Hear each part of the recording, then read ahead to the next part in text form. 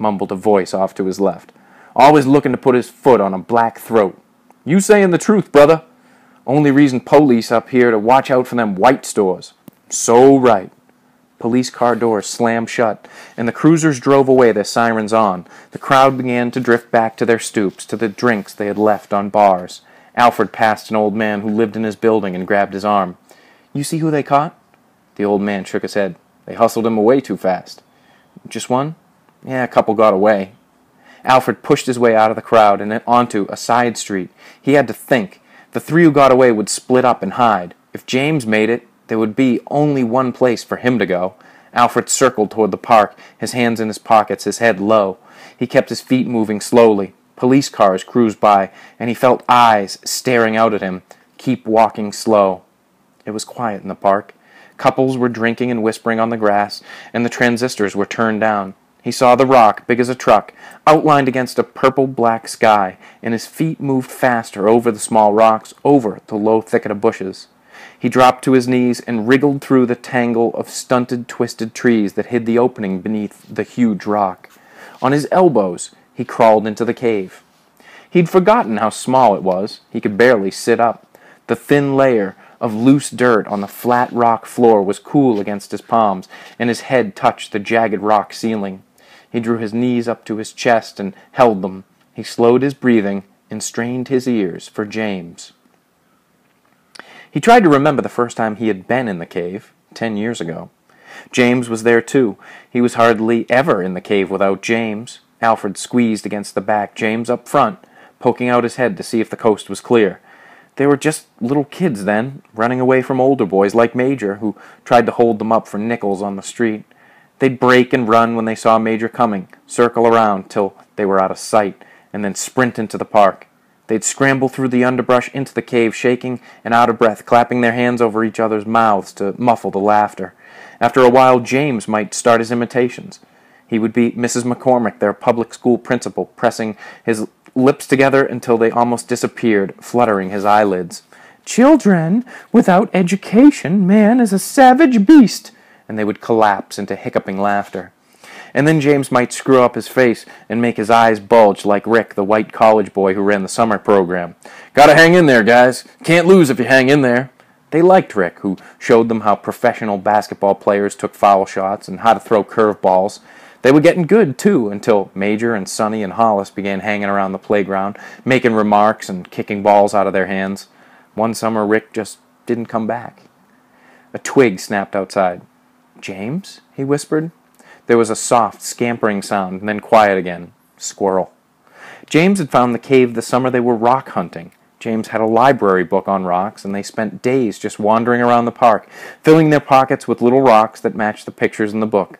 And for a while, they kept their rocks in the cave, and then James took them home.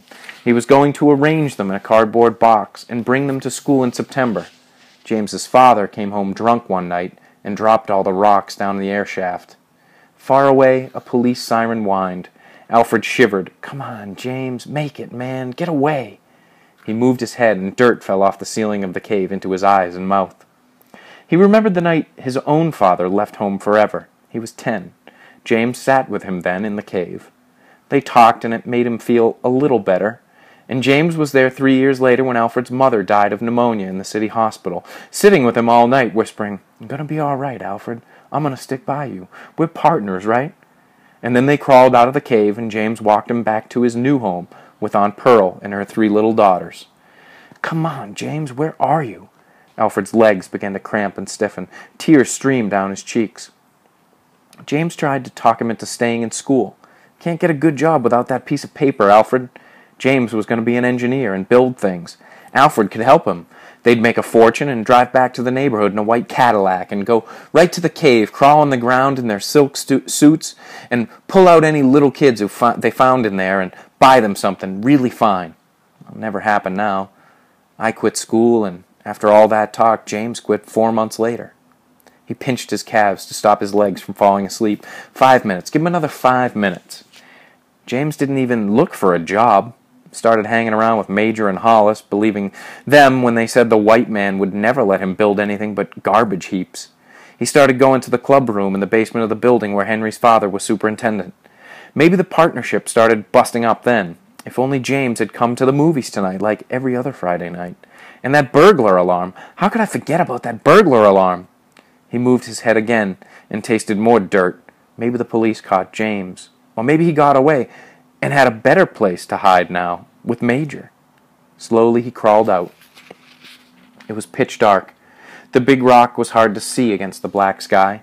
The transistors were silent. He crept carefully until no one who might be watching could tell where he had come from, and then he stood up and walked toward home. The side streets were quieter now. His legs began to lose their stiffness. He turned down the street. Why, it's good old Uncle Alfred. He froze. Major's arms were folded across his chest, and Hollis's lips were pulled back in a buck-toothed grin. Where's James? Where's James? Mimicked Major. They caught him, you, snarled Hollis, pushing Sonny toward Alfred, and then the four of them were in a tight pile of swinging arms and legs, kicking, cuffing, punching, and Alfred smashed into the pavement under Sonny, and the elbows and fists began crashing into his sides, his head, his stomach. You knew about that alarm, grunted Major, hammering down on him.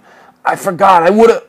Alfred tasted his own blood, warm and salty, and he felt the pavement scrape the skin off his shoulder blades. He struggled, trying to kick upwards, but the three of them were too much, bearing down, slugging, stomping. Split, hissed Major, and they were standing.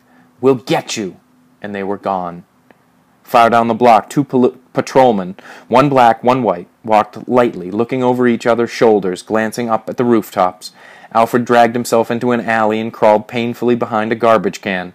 He swallowed back his nausea as a rat scurried over his arm, squealing. The two policemen whirled at the sound, hands on their guns. They looked at each other, shrugged, and walked on. Alfred fainted.